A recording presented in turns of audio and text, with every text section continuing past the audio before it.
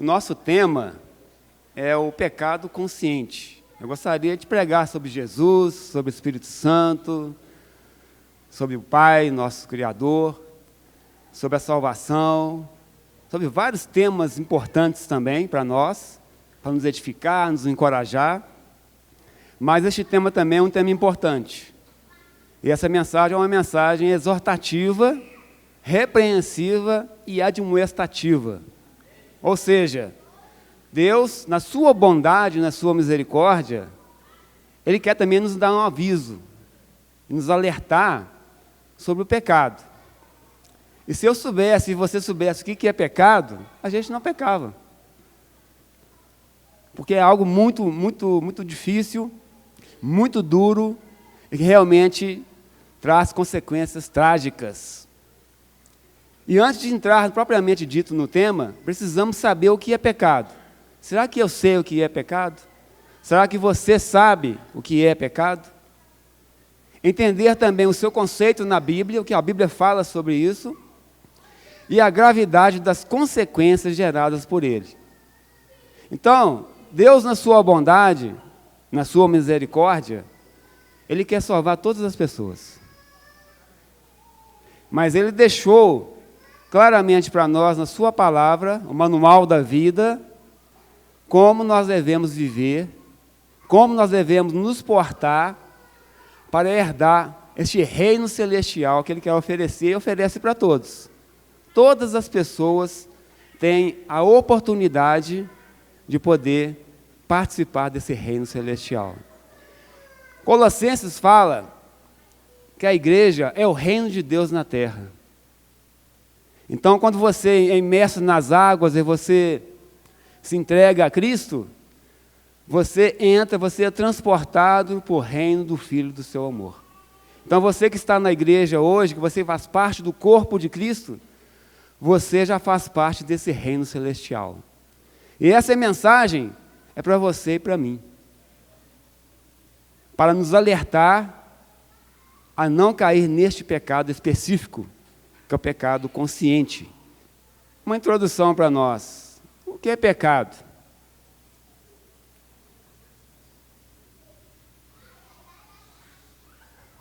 Pecado do grego amartias, né?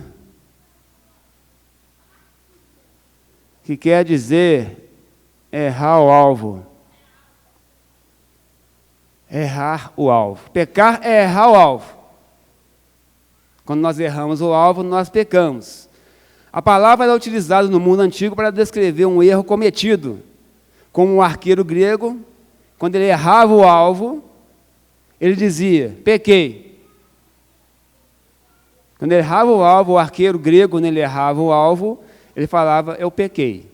Então, errar o alvo, essa palavra amartias, né, uma palavra grega, quer dizer pecar. Trazendo para os nossos dias, né, um advogado pecou a argumentar sobre a defesa do acusado, ou seja, ele errou. Ele estava defendendo aquele seu cliente e na defesa ele pecou, ele errou na argumentação e acabou condenando o seu cliente. Então, pecar é errar o alvo no sentido de quê?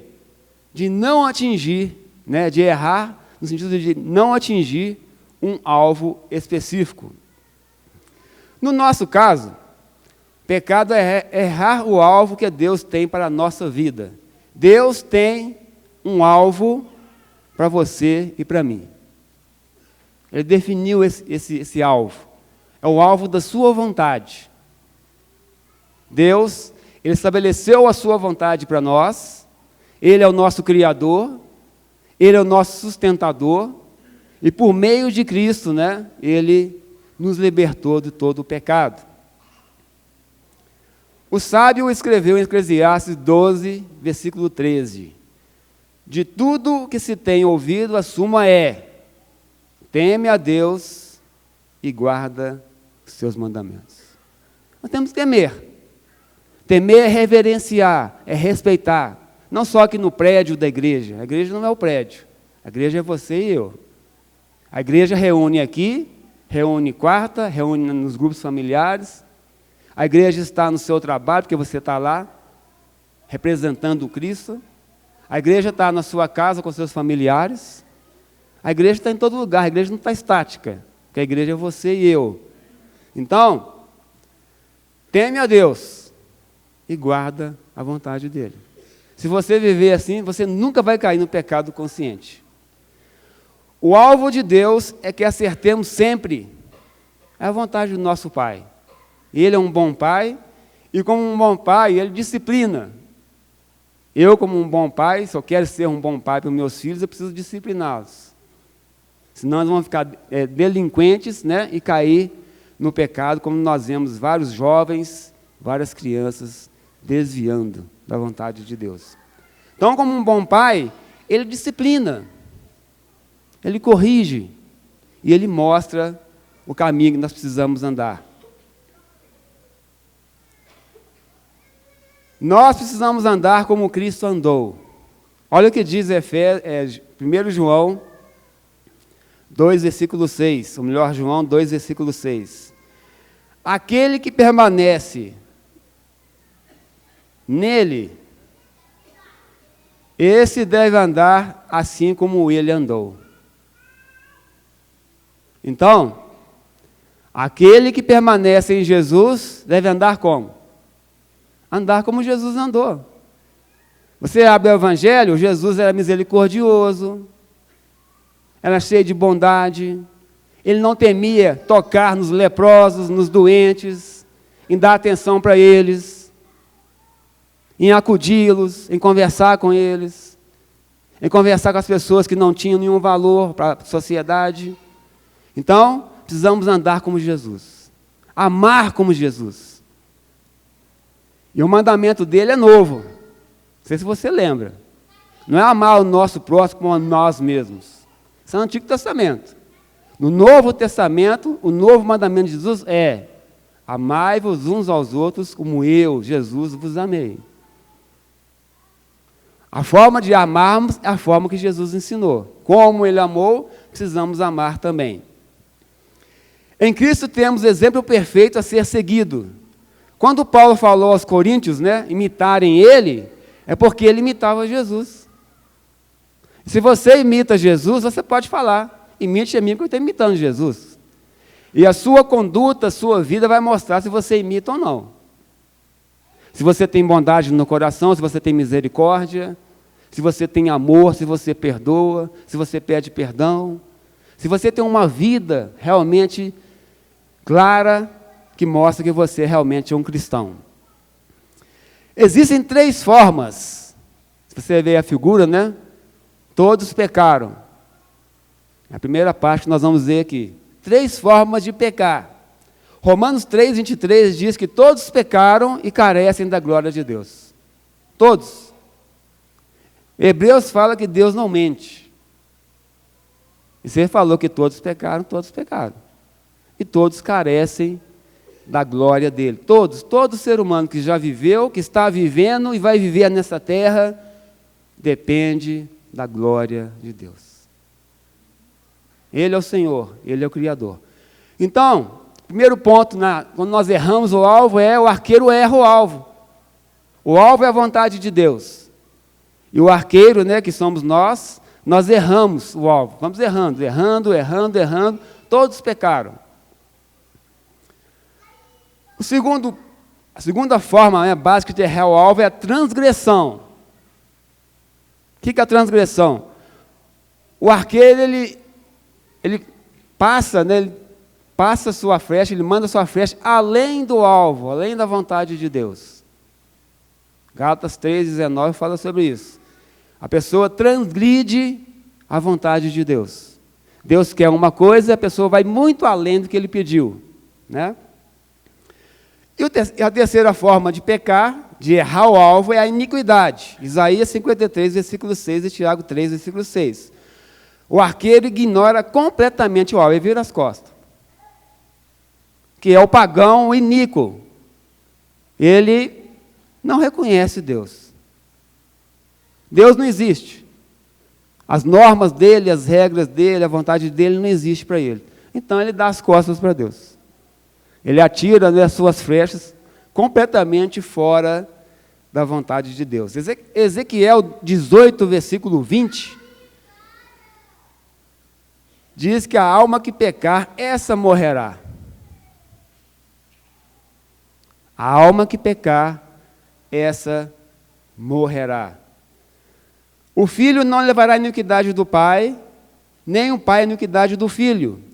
A justiça do justo ficará sobre ele, e a perversidade do perverso cairá sobre ele. Então, Ezequiel está falando com nós, com todos nós, que cada pessoa é responsável pelos seus próprios pecados. Eu vou responder a Deus pelos meus pecados, e você, e cada um de nós, responderemos pelos nossos pecados. A Bíblia trata o pecado como algo que faz separação entre o homem e Deus. Então o pecado é terrível por quê? Porque faz a separação entre você e Deus, entre eu e Deus. O pecador sem arrependimento não pode entrar na presença do Criador, pois Deus é santo e não contempla o pecado, mas em Cristo temos acesso à presença do Pai. Hebreus capítulo 10, a leitura que foi lida, né? Hebreus 10, 19 ao 22. Por meio de Cristo, nós tivemos a intrepidez para entrar no Santo dos Santos. E o que é o Santo dos Santos? É a presença de Deus. Na antiga aliança, o Santo dos Santos, só o sumo sacerdote entrava lá, uma vez por ano, debaixo de várias purificações, senão ele morria.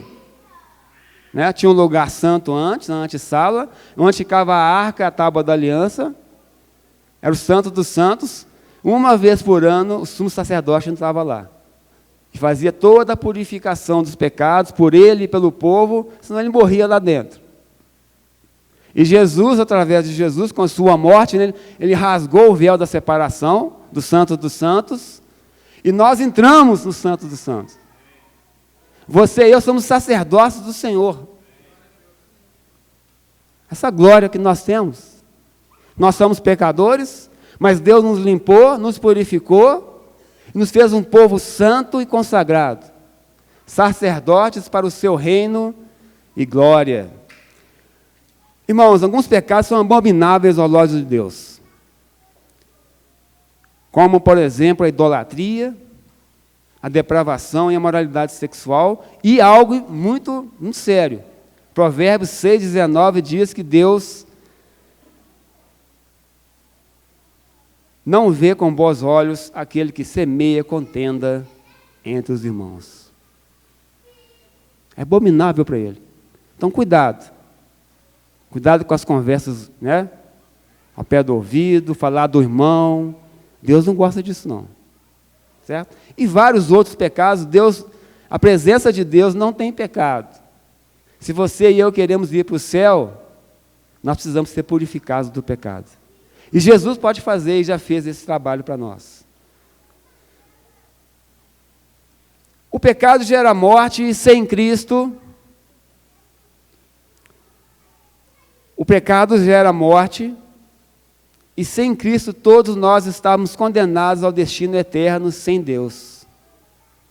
O apóstolo Paulo diz que o salário do pecado é a morte, mas o dom gratuito de Deus é a vida eterna em Cristo Jesus, nosso Senhor. O salário, a recompensa, o prêmio do pecado é o que? É a morte. Mas o dom gratuito de Deus é a vida eterna em Cristo Jesus. Romanos 3, versículo 23. Em Cristo há vida, sem Ele só há morte. É por isso que eu falei no início, você precisa estar num corpo. O corpo de Cristo é a igreja. Não tem como eu ficar sozinho dentro de casa e falar que eu sou cristão. Eu preciso estar dentro de um corpo. E o corpo é de Cristo. E Cristo é a cabeça desse corpo. Ele é o Senhor desse corpo, Ele é o Senhor da igreja. E Ele designa como nós devemos viver. Vamos abrir em Efésios capítulo 2, versículos 1 e 2.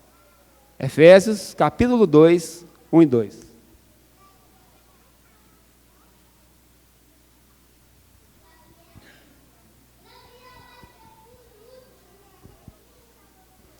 Efésios 2, 1 e 2 diz assim: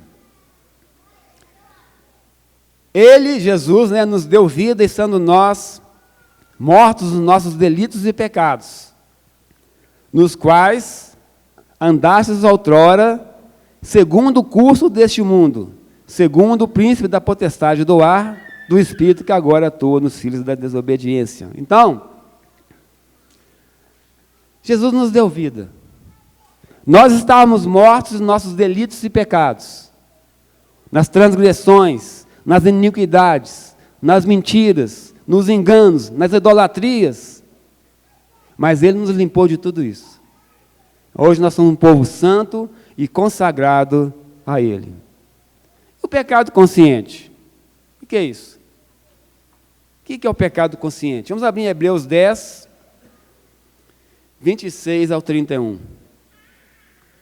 Hebreus 10 dá uma diretriz muito boa, para entendermos o que é esse tipo de pecado, e nós não podemos cair nele. Como eu disse no início, essa mensagem é uma mensagem exortativa, repreensiva e admoestativa. Vai fazer as três coisas. Vai nos exortar, nos animar a continuar fiel. Vai nos repreender, vai mostrar o erro. E vai admoestar, vai corrigir. Esse é o bom pai que nós temos. Isso não quer dizer que nós estamos caindo nisso, mas é um alerta, um aviso para nós, para nunca cairmos neste pecado. Hebreus 10, 26 a 31 diz: Porque se vivermos deliberadamente em pecado, depois de termos recebido o pleno conhecimento da verdade, já não resta sacrifício pelos pecados. Pelo contrário, certa expectação horrível de juízo e fogo vingador presta a consumir os adversários. Versículo 28. Sem misericórdia morre, pelo depoimento de 2 ou 3 testemunhas, quem tiver rejeitado a lei de Moisés. De quanto mais severo castigo julgais, vós, será considerado digno aquele que calcou os pés dos filhos de Deus e profanou o sangue da aliança com o qual foi santificado e ultrajou o Espírito da graça? Ora, nós conhecemos aquele que disse: a mim pertence a vingança, eu retribuirei, e outra vez o Senhor julgará o seu povo. Horrível coisa é cair nas mãos do Deus vivo. Deus é bom, irmãos. Deus é cheio de graça. Mas também Ele é justo. E se Ele não contempla o pecado, como Ele pode permitir que o pecado entre na presença dEle? Se o pecado faz separação entre você e eu com Deus, então Ele não pode contemplar o pecado. O pecado consciente é o pecado deliberado ou proposital. Trata-se, na verdade, da rebeldia contínua contra Deus, contra a sua vontade. O interessante é que essa admoestação do autor, de Hebreus, vem logo após o versículo 25, que diz: não deixemos de congregar-nos como é costume de alguns. Começa por aí. A pessoa para de vir, não vem mais, não dá valor, começa a menosprezar as coisas de Deus, as coisas que Jesus faz, as coisas que Jesus fez. O alerta é dado especialmente aos que deixam deliberadamente de se reunir como igreja. Eles abandonam a comunhão. Nós temos uma comunhão gostosa, plena, cheia de amor, de bondade, de misericórdia, de alegria. E as pessoas vão abandonando isso. E por fim, elas abandonam e rejeitam Jesus. Como eu disse, o corpo é a igreja. A igreja é o corpo de Cristo. Como eu posso estar fora do corpo em Cristo? Não tem como. Eu preciso estar no corpo para estar em Cristo. Este abandono é uma decisão consciente que acaba gerando a apostasia. O que é isso, apostasia? É o desvio total da vontade de Deus. Eu conheço, você deve conhecer também vários irmãos que já pregaram aqui, em outras congregações, estiveram à frente de trabalhos, e hoje estão fora. Abandonaram Jesus, abandonaram a comunhão com os irmãos, abandonaram a comunhão com a igreja, e rejeitaram, e hoje estão conscientemente no pecado, querendo eles ou não. Porque a rejeição de Cristo já é realmente um grande pecado, né? Não há esperança para aquele que se converteu a Jesus e obteve conhecimento da verdade, conforme o versículo 26, né? E depois vive pecando conscientemente. Sabe que é errado e vai fazendo, e vai fazendo, e vai fazendo, e vai fazendo. Não há arrependimento.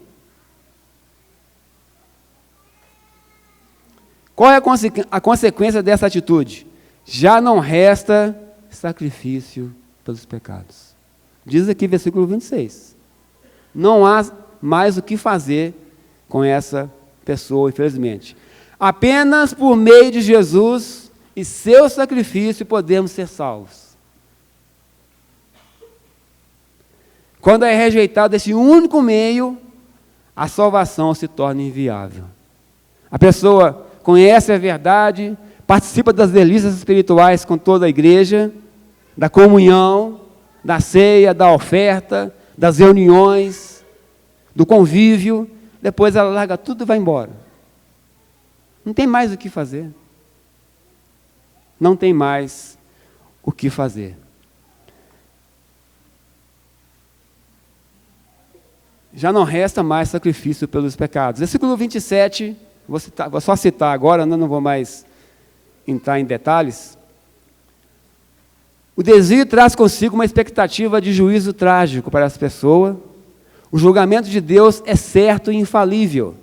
O julgamento de Deus é diferente de um julgamento humano. Sabe por quê? Deus é o juiz. Jesus é quem? O advogado. Quem que é o acusador? Satanás. Quem que é o réu? Todos. Jesus tomou o nosso lugar na cruz. Jesus morreu por nós. Jesus é o nosso advogado. E ele nos defende da acusação do inimigo. E ele tem razão, porque ele é Deus. Porque Jesus te acusa, Satanás te acusa, mas ele fala, mas eu já morri por ele já. Ele devia estar pregado na cruz, mas eu fui pregado na cruz no lugar dele. Ele tomou o seu lugar, ele te defende e te absolve. E Deus, como um justo juiz, que sabe todas as coisas, não é como um juiz humano que não sabe nada. Ele não sabe se a pessoa que está sendo acusada é inocente ou não. E o promotor, quando ele é bom, ele vai colocar o inocente na cadeia. E se o advogado é bom, ele vai absolver o culpado. É diferente com Deus, porque Deus é o justo juiz. Se ele condenar uma pessoa, foi justo, e se ele salvar no último dia, também foi justo. Deus não tem como ser enganado, porque Deus, ele é onisciente, onipresente e onipotente, né? Como diz a Bíblia. Esse é o Deus que eu sirvo, é o Deus que você serve também. Não precisamos temer, não, irmãos. Deus é o nosso Pai. Fica tranquilo. Faz a vontade dEle e no final você vai eternamente com Jesus no céu. Versículo 28, né? Sem misericórdia morre pelo depoimento de 2 ou 3 testemunhas. Então a pessoa morria lá na antiga aliança, né? Por ser malfeitor. Na antiga aliança, o pecado consciente era punido. A princípio, sem perdão ao malfeitor. O castigo sob a lei de Moisés se torna de forma severa. Será que na nova aliança será menos severo ou não? Hebreus fala que não. Versículo 29. De quanto mais severo o castigo julgais vós, será considerado digno aquele que calcou aos pés do Filho de Deus. Você dobrou seus pés diante de Jesus, você se entregou a sua vida a Ele, e depois você vai, larga e vai embora. A justiça de Deus será muito, muito mais severa, porque quanto mais é dado, mais se exige de você. Então, se Deus te dá muito, irmão, você tem que fazer muito. Tem que ser na proporção. Se Ele te ensinou, se Ele te instruiu, se Ele te abriu a porta para você de conhecer a palavra de Deus, então faça. Faça e faça com zelo, com temor com dedicação. Terminando aqui, versículo 30 e 31. Ora, nós conhecemos aquele que diz: a mim pertence a vingança e retribuirei. E outra vez o Senhor julgará o seu povo. Horrível coisa é cair nas mãos do Deus vivo. O desvio da vontade de Deus é um pecado terrível e traz imensas implicações geradas por ele. Então, não vamos cair no pecado consciente. Conscientemente, entrar no pecado conscientemente, né? A vingança de Deus não é com espírito vingativo, é com justiça. Ele não é vingativo, ele vai punir ao pecado, irmão. Não é você. Deus, ele ama o pecador, e não ama o pecado. Então, se eu estou andando no pecado conscientemente, deliberadamente, então ele tem que me punir. E ele tem que me salvar. E salvar você. E ele quer salvar. Se eu minto, engano, todos os dias, sem parar, eu vou me afastar de Jesus, não tem jeito. Eu preciso deixar essas coisas que estão enterradas aqui na água do batismo. O velho eu, o seu velho eu, a velha pessoa está enterrada, você é nova criatura. O novo eu.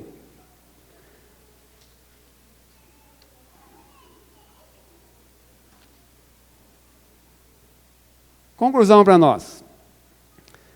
O pecado intencional cometido por uma pessoa que conhece a misericórdia de Deus traz consequências terríveis e permanentes para ele. O pecador consciente sabe o alto preço que Cristo pagou por sua alma. Todavia, trata o sangue do Salvador com desdém. A ira de Deus virá sobre ele. Contudo, o autor traz um alento para não cairmos nesse tipo de pecado. Olha o que diz Hebreus 10, 32. Vamos abrir lá? Hebreus 10, 32 diz assim: lembrai-vos, porém, dos dias anteriores, em que, depois de ser iluminados, sustentares grande luta e sofrimento. Às vezes você passa por lutas, sofrimentos, dificuldades, que dão motivos para você desistir.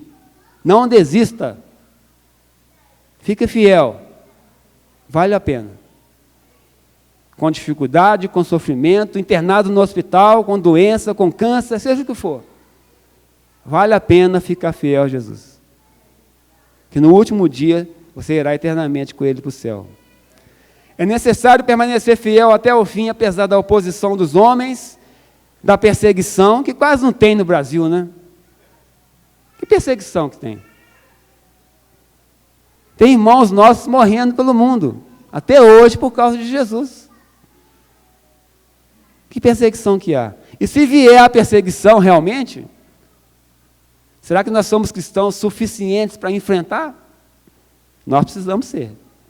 E ter a coragem, a ousadia, como os irmãos lá na antiga aliança tiveram, lá no início da igreja, Paulo, Silas, Pedro foram presos, e eles louvavam ao Senhor na prisão.